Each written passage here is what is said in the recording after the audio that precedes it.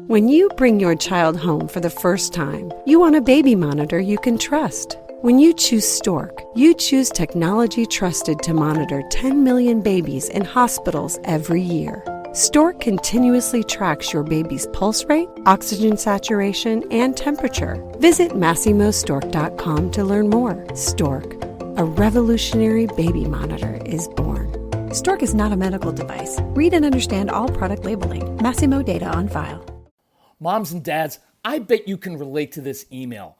Kirk, my son is just like the kids you described in your podcast. He comes home feeling defeated after school, feeling like he isn't smart. But I got him Crunch Labs and he loves it. Building the new toy and watching Mark Rober makes him feel smart. And then he explains, talking a million miles a minute, like our kids do, all the cool science facts he's learned. It's like I get my real kid back when he's building his Crunch Labs toy. And that is exactly why I was so psyched when my niece first told me how her son loves Crunch Lab. Confession, this is the one sponsor I wanted more than any other because it's such a perfect fit for our kids. So go to crunchlabs.com/calm and you'll see why. Crunch Labs is a STEM monthly subscription build box for kids. Your kids get a really fun toy in the mail every month. And what kid doesn't love that? And then they put it together by watching a step-by-step video from former NASA engineer Mark Rober, where he teaches all the cool physics that make the toy work. Mark's passion is helping kids think like engineers. And this helps your kids develop resilience and problem-solving skills while having a ton of fun. Get your kids something they will actually love, use, and look forward to getting all throughout the coming year. Build your child's confidence now. Visit crunchlabs.com/calm and get your kids Crunch Labs today.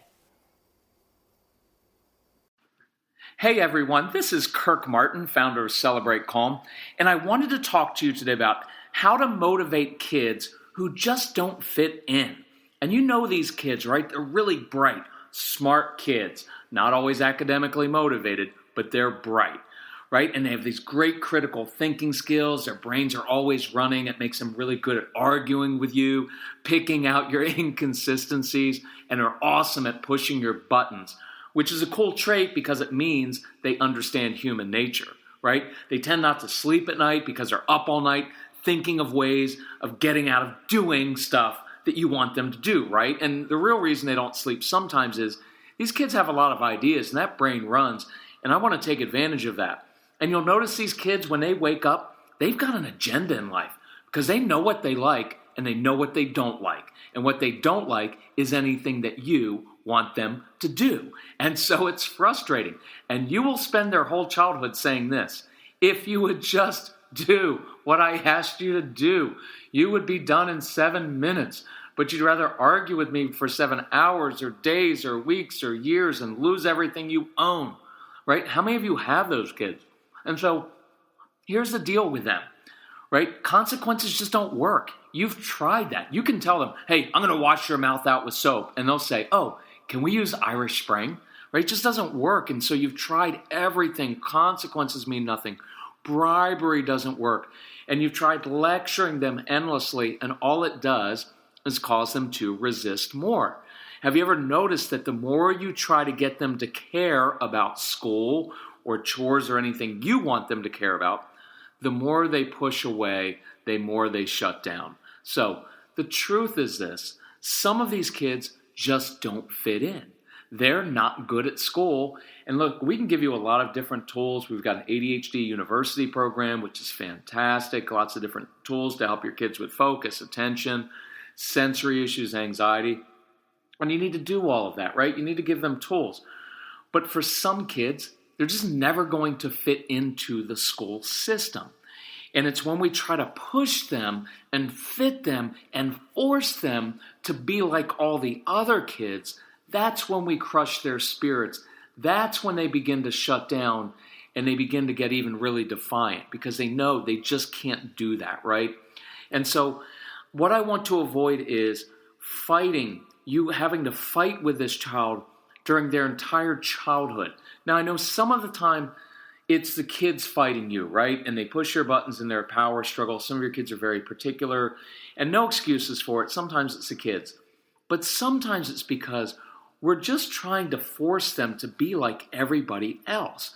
Because we've got this thing in our brains as parents that there's only one path, right? And so if you don't do this path and you don't have good organization skills and study skills and you don't get good grades and good behavior, you won't be successful in life. And that's absolutely not true.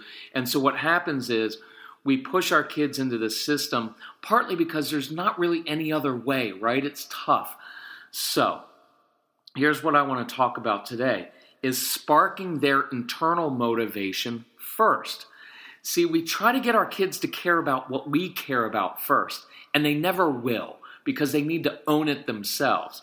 And what we need to do is find out what they care about. We need to spark the internal motivation, and then your kids will have reason to go to college and do schoolwork, or in some cases, some of your kids, in fact, many of your kids are simply born entrepreneurs. They are. And when I'm at workshops and I say, hey, raise your hands, how many of you have kids who just love money? So many hands go up. And I will tell you, it's not that they just love money. They're not greedy kids. These kids are kids with really big hearts. And I guarantee you, when you teach them how to make their own money, they will give a lot of money away. And it's a really cool thing. So some of these kids will never go to college, and they don't need to. And you know what you need to do? You need to get down on your knees and thank them for saving you $100,000, right? Because then you don't waste it getting some useless degree that they're never going to use anyway. So as parents, here's the hard part. You're going to have to raise these kids differently. You can't raise them like you raise your compliant kids, the kids who are really great at school, who know what they want to go to college for. You can't. Otherwise, you will be frustrated. Your child will be frustrated. You will spend their entire childhood basically trying to change them and fit them into a system that doesn't work. And look, it will hurt your relationship with this child. It will cause him to shut down. It will destroy his confidence. So here's what I want to talk about today and where we're going with this, because my heart breaks for these kids. This is the reason we originally developed this. The original name of our company, our organization, was Celebrate ADHD, because I wanted to take advantage of the positive qualities that our kids have. So we started out by having these camps. I wanted kids, instead of coming into a therapeutic office for one-on-one work, I wanted groups of kids in my home where I could teach and mentor them to show them how to control their emotions and control their impulses. I could teach them social skills, right? And how to get all these skills. And so we'd have 10 to 15 kids at a time in our home, and we'd work with them. And over the course of a decade, we had about 1,500 kids come through our home. Now, we stopped that because we got really busy, and I started getting invited to speak literally all over the world, and I found that by working with the parents directly, that way I could give the parents tools, and I didn't need to work with the kids, right? But here's what we're going to revive. We're going to revive our camps, but they're going to look very different, and the reason I'm really excited is this. I originally had written down in one of our newsletters from back in 1999, this is almost 20 years ago, I had mentioned one day opening a school of entrepreneurship, and people love the idea. It's about 18 years later. I'm not opening up a school, but I'm going to do some camps and boot camps, and here's why. I want to begin teaching your kids how to become entrepreneurs, and I want to teach them how to use their unique gifts, talents, and passions to serve and help others and to make a good living, right? So what your kids often need is this. They need someone who believes in them, someone who mentors them, someone who shows them how to use their advantages, their gifts, their talents, their strengths to serve others and to make money. And that's what we're going to do. And so I want to show you first some different ways to do this, that you can do it yourself. But if you have a pen and paper, if you can remember this, go to celebratecalm.com/camps, CAMPS, and we're going to have all the information on there about these different camps that we're going to have in different cities across the country. And this is a really cool thing that I believe can be a turning point for many of your kids that will set them up for success now and later in life. So let me give you some examples of how we motivate kids and spark that internal motivation. For me, it's a 3-step process. Number 1, we need to identify their gifts, talents, and passions. What are they good at doing? What do they naturally love? What do they gravitate toward? Right? You've got to find that, because the problem in our society is we tend to spend 85% of our energy trying to fix all of our kids' weaknesses just so they can fit into an arbitrary school system, right?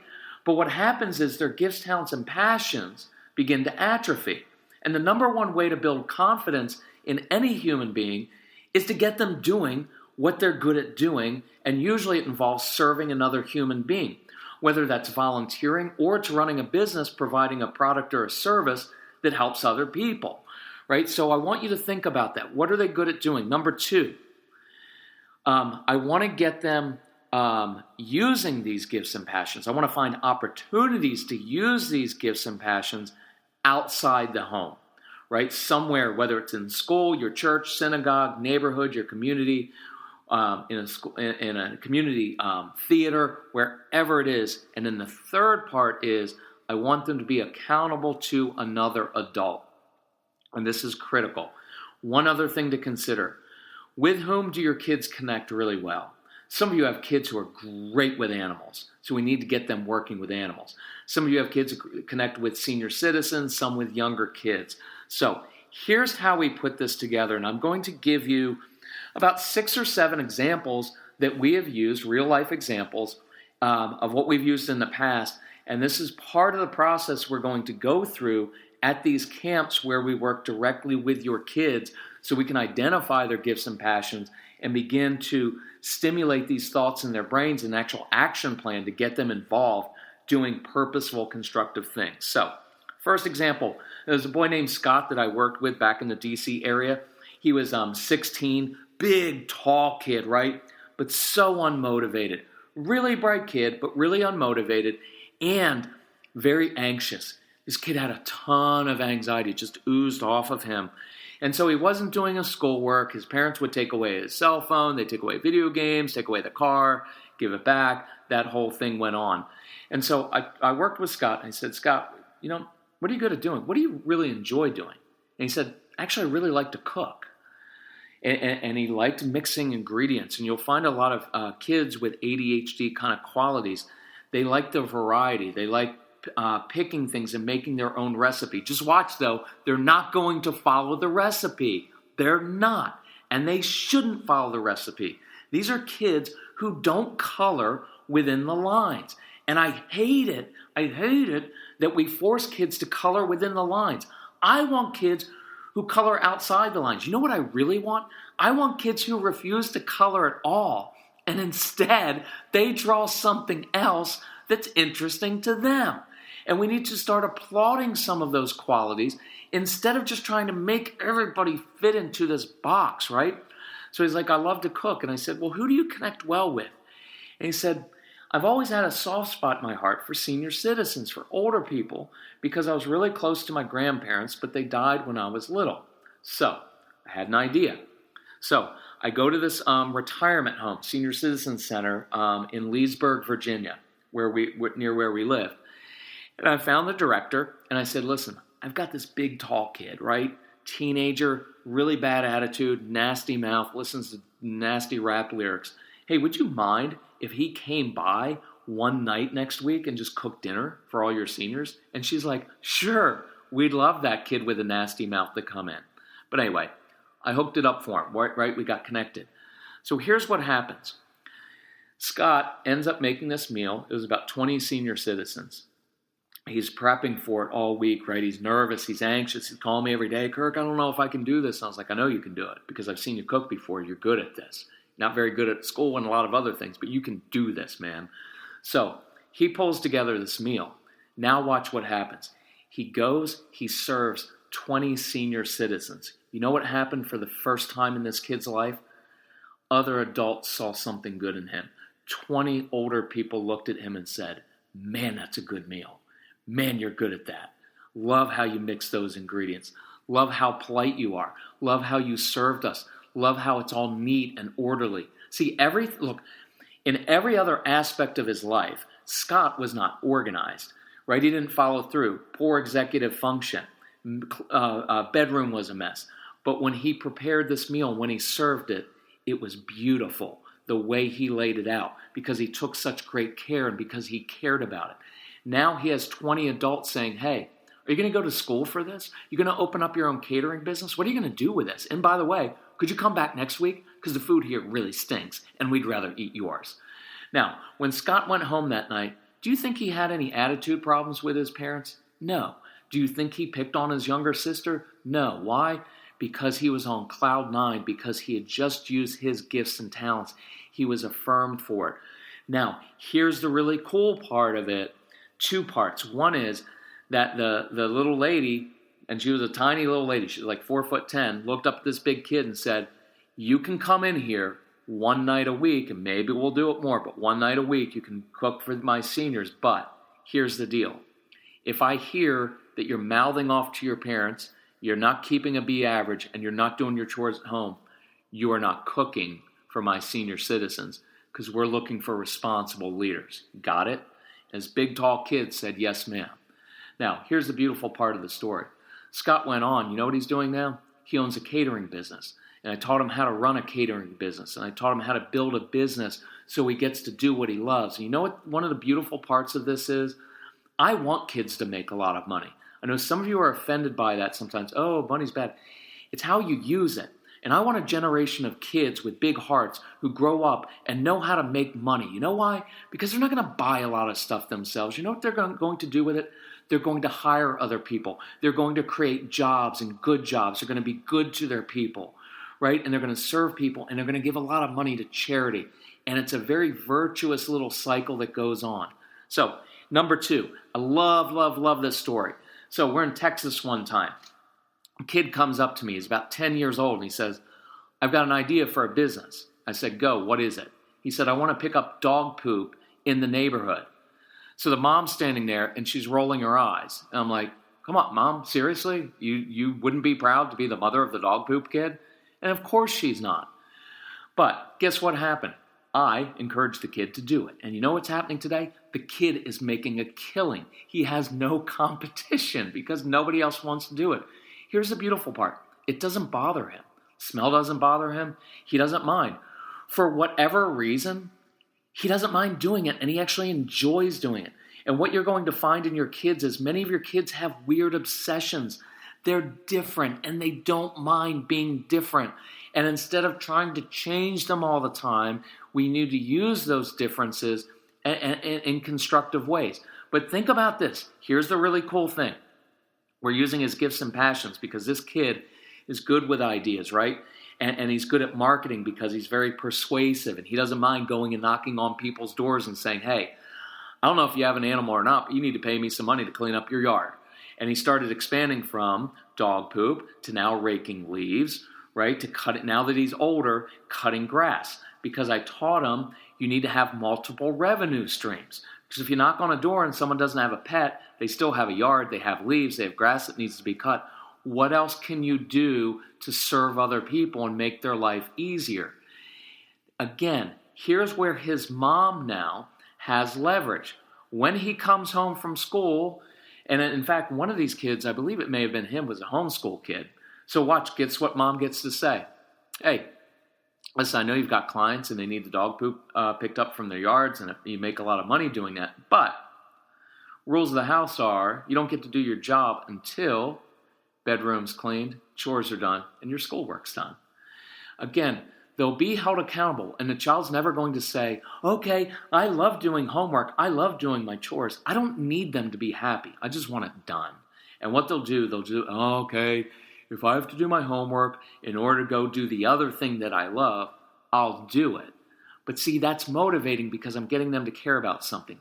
Guess what else this 10-year-old kid stopped doing? Picking on his brother and sister. Why? He was too busy getting new clients and doing his job, and he felt good about himself for the first time in life because he had something. See, all his brothers and sisters, like many of your kids, The brothers and sisters are so good at school and they're on an honor roll and everybody loves them. The grandparents give them money because they get A's and everything's great and they're going to go to college and be successful. And your child, he's kind of floundering. He doesn't feel good about himself, and that's partly why he picks on his siblings sometimes. So, final part of the story. Guess what this kid's doing with part of his money? Because I told him in our home, now don't be offended however you want to take this, we started by giving 10% of our income to charity. Well, I thought 10% is good. What if I made that 20%? Why? I don't need a lot of stuff. We live a pretty simple life. But what if I could give 20% of my income away to charity and help people who are suffering? And then the more money I make, the more money I give away. And I'm going to put this on a different podcast somewhere. My goal in life, my goal at one point was to become a millionaire. And you know what it switched to? I want to give away $1 million in my life. How cool would that be, right? To know you've given away that much money. And that's what a lot of our kids are like. So you know what this kid's doing with 10% of his money? It's going to St. Jude's research for kids with cancer. Why? Because he's grateful. He doesn't have cancer. It's a beautiful thing. So this is a recent thing that happened. Mom comes up and says, listen, I've got a 5.5-year-old child. Every morning he wakes up with a project in his brain. And the other day he came in, woke his dad up like he does every day and says, Dad, I heard some mice up in the attic. I want to go up in the attic and I want to catch the mice and I want to learn how to build a really good mousetrap. Now, here's what happens to most of our kids. We write that stuff off. We dismiss it. We don't listen. Why? Because, hey, we got school to go to. We've got school. Got to do school. Got to get good grades. Good behavior. Good study skills. Good organization. Got to get all your chores. Got to get all your stuff done. And we dismiss all these things, and we shouldn't. And I'm encouraging, don't dismiss that. And so here's what's going to happen with that 5.5-year-old and what I told his parents, because you're going to have to parent him differently. Listen, this is a kid. He's like a junior Thomas Edison, man. He's got ideas in his head all the time. And here's reality. What do you think he's going to be doing in preschool and first grade and second grade and third grade and sixth grade? He's not going to be paying attention in class all the time. Why? Because what's in his brain is much more interesting than anything that a teacher, even a wonderful, amazing, sweet teacher, is going to teach him. His brain's always going to be thinking of ideas. This kid is already he's already expressed an interest. He wants to be an inventor. And the very best thing you could do for this child, not every day, but once in a while, is for dad or mom to take off work. Just say, you know what? I'm taking a day off from work. And you know what, son? We're not going to preschool. We're not going to school, 3rd grade, 8th grade today. You know what we're going to do? We're going to climb up in that attic and we're going to find those mice. And we're going to study mice. And we're going to build a mousetrap. And you know what this 5.5-year-old's going to do? And you're going to laugh at this, but you know it's true. He's going to breed the mice. He's going to breed all these mice. And then he's going to let them loose in the neighborhood and then put them in people's houses. So his whole neighborhood is infested. Why? Because then he can go and sell his new mousetrap to all the people in his neighborhood. Now, kind of a funny example, but it's partially true, right? That's the kind of thinking that an entrepreneur has, and your kids have it. And so I want to have a place now. This is partially why I want to do these camps. These kids have a tough road because if we don't give them avenues to use their gifts, talents, and passions, they will struggle, and they will have zero confidence, and they will just shut down throughout their childhood. And you'll fight with them forever and ever. And I want your kids to have an opportunity to do this. Look, I don't know what age group I'm putting on the camps yet. It may be 7. I don't know. I may give an exception. I may have the 5.5-year-old come to my camp. You know why? Because he doesn't have any limitations on his brain. Because he hasn't been told no yet all the time like most of us have. And he probably infused the group of other kids with his enthusiasm because he knows if I set my mind to something, I can do it. But I want this kid, if you're a parent of a kid like that, you've got to really parent them differently and give them opportunities, right? Does that make sense? So let me switch. Let's go with an older kid. And then I've had a lot of experience with kids like this. But let's take it's a girl, later teens, And again, smart kid, smart mouth, but smart kid, right? Part of the reason they have a smart mouth and they're sarcastic is because they're very bright kids, right? They're good thinkers and they're already 5 steps ahead of you. Well, she's shut down now. And so the sad part is for the smart girls and smart boys who are teens, they tend to at times fall into the bad crowd, or they might get into other boys or girls and kind of throw themselves into that because, well, if I'm not good at school and I don't feel like going to college, well, what else am I going to throw myself into?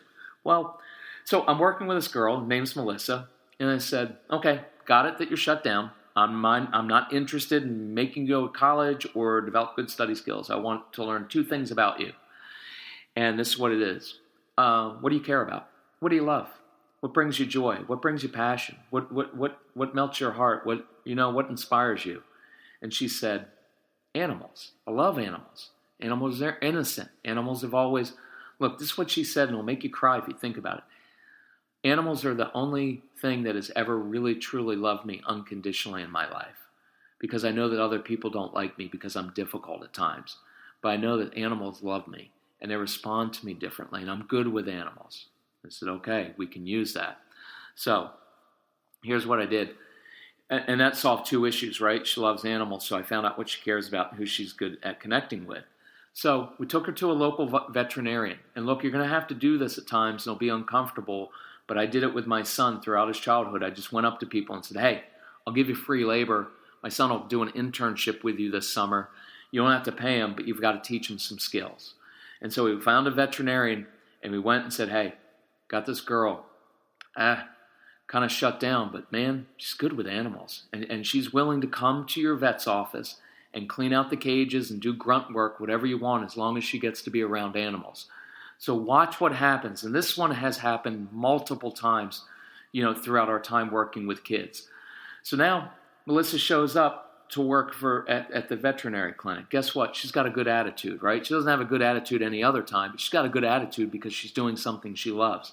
She works hard. She works tirelessly. She volunteers to do extra work for the veterinarian, something she has never, ever done for her mother or father, but she'll do it for someone else, right? And that's why we want them accountable to other adults.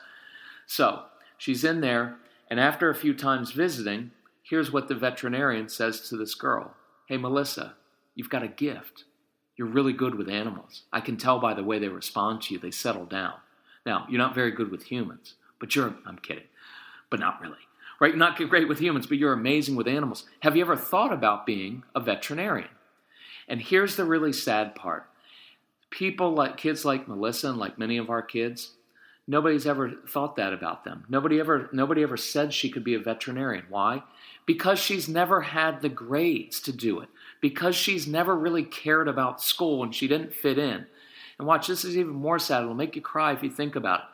Think of Melissa as a little girl. She's a little girl in 2nd grade. And there's a class hamster, right? And that class hamster is in 2nd grade classroom. And guess what Melissa thinks about all day long? That hamster. She wants to take it home. She wants to take care of it. She comes in the morning and she feeds it. She cleans out the cage. And guess what she gets in trouble for all throughout 2nd grade? Melissa, stop playing with a hamster. Leave the hamster alone. You need to pay attention in class. Look, I have no problem with that, right? She's got to pay attention in class. But again, we just missed it. Her gift was calling out to her when she was a little girl. And we miss it. And we dismiss it. Instead, we try to force her to do everything else everybody else wants. And in the course of doing so, we miss the fact that she loves animals. Because we start thinking like, oh, that's cute, that's sweet. Do your homework, study, do your chores. And we've got to start noticing these things. Because finally, when she's 16 or 17, another adult comes along and says, you could be a veterinarian. And guess what happens? There, in that very moment, her future changes. Because now she's got some motivation. And she goes home and tells her mother, Mom, I'm going to be a veterinarian. And you know what Mom does? She laughs. Because inside she's like, you're not even going to make it out of middle school or high school, right? But that very day, Melissa began to believe I could be a veterinarian because someone told me I could. And guess what happens then? She starts doing her schoolwork. And you know this. If your kids care, they can do it. They're smart kids. They just need a reason to do it. And now Melissa has a reason, because here's what the veterinarian also told her. Melissa, I would like you here a couple days a week, but if you're mouthing off to your mother, you're not keeping a B average, and you're not doing your chores at home, you're not working in my office, because I'm looking to mentor a leader, and I believe you can be that. And look, for the first time in her life, Melissa looks at another adult who believes in her and says, yes, ma'am, I can do that. And guess what happens? Guess where this particular girl, guess where she is now? She's in college. Guess what kind of grades she's getting? All A's and B's. Why? Because she wants to be a veterinarian. Not because mom and dad want her to be, but because she wants to be. Does that make sense? It's a really cool process. Let me give 2 other quick ones. So look, an 8-year-old. We get this one all the time. He just wants to make money. So lemonade stand. And what I encourage parents to do is, if you're going to have a lemonade stand with your child, don't do a crappy one.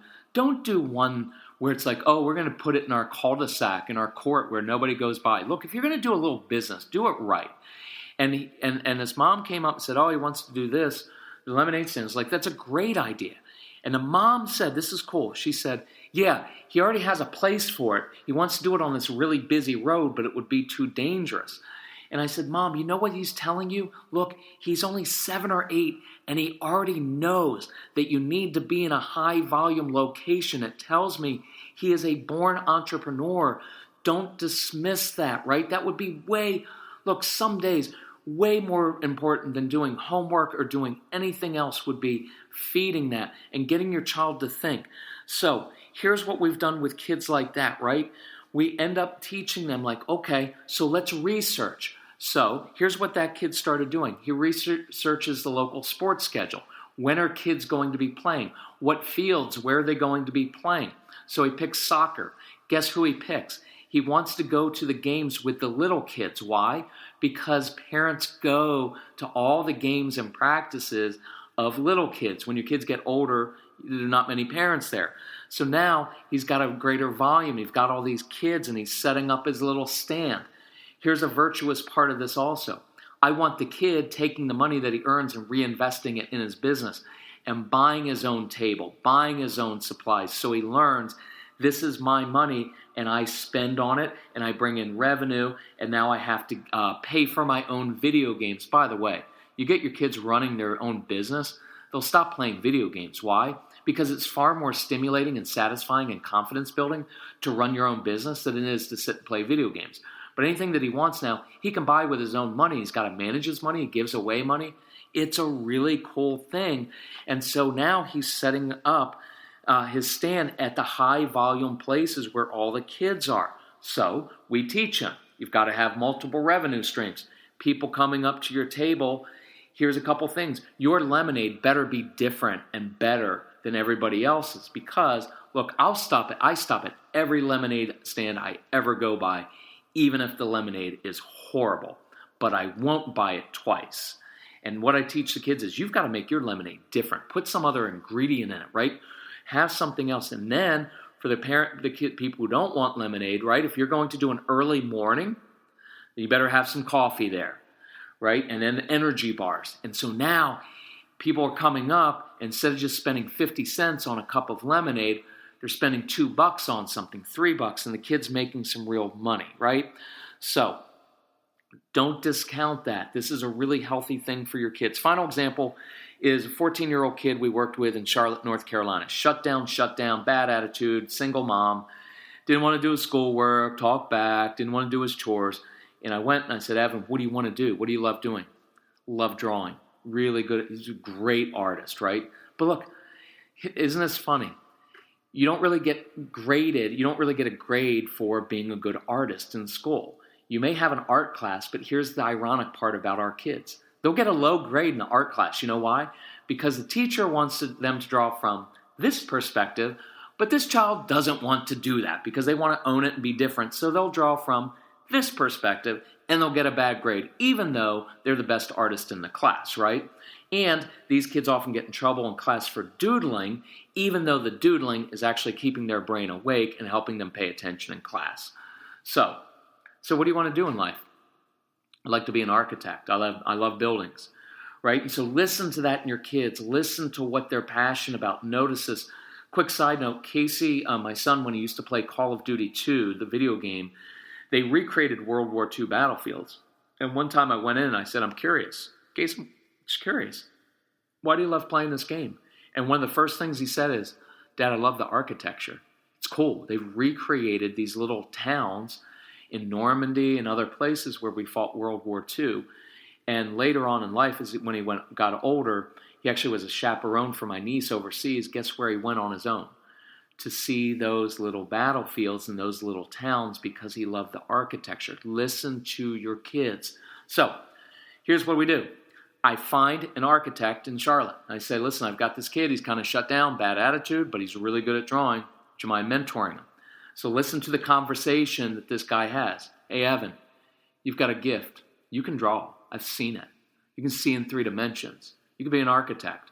So here's what I'm willing to do. One day after school, I want you to come to my office. Now, you got to take off the hoodie sweatshirt. You're going to put on a tie out of respect for me and my office, and you're going to take out trash, run errands for me, do all kinds of junk work, because that's what work is. It's hard. But along the way, I will teach you how to read blueprints.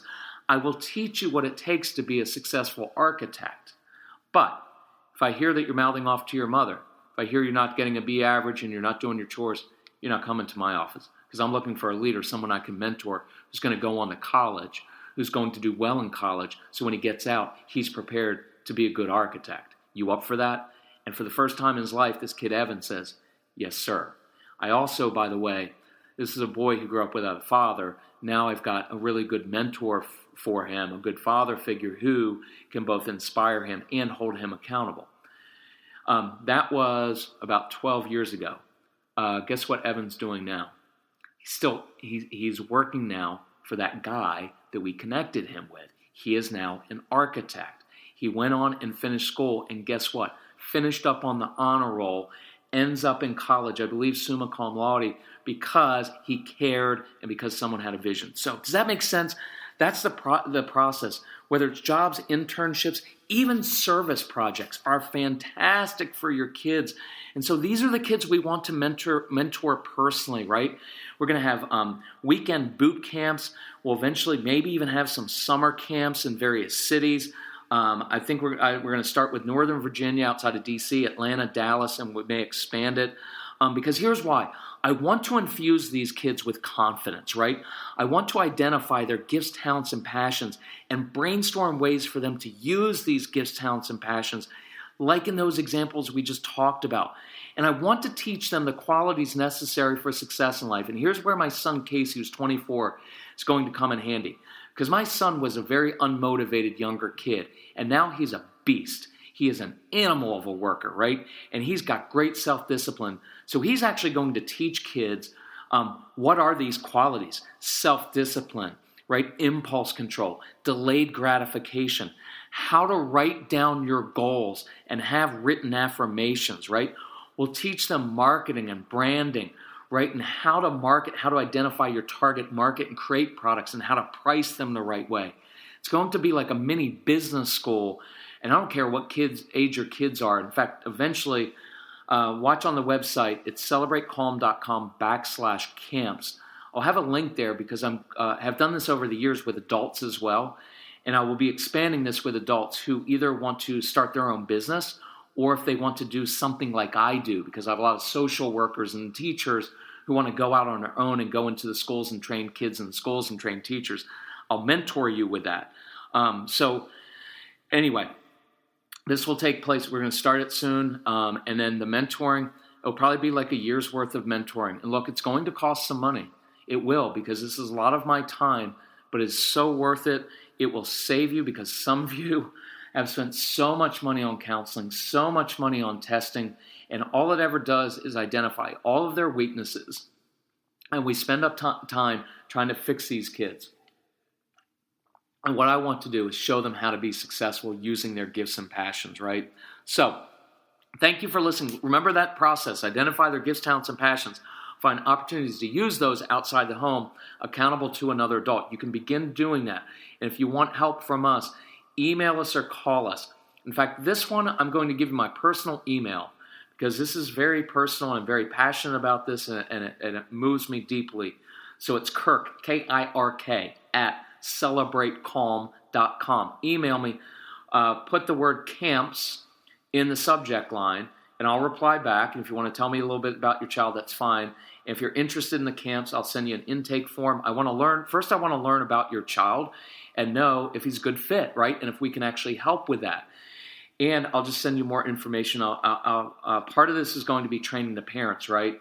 To be able to raise these kids in a very different way. But we're super excited. This is kind of fulfillment of a vision I had 20 years ago. But now I've actually done all of this myself. I've got the experience to do it. We're really excited about this next step. So enjoy your kids. Feed their passions. Thank you for listening. If we can help you in any way, please let us know.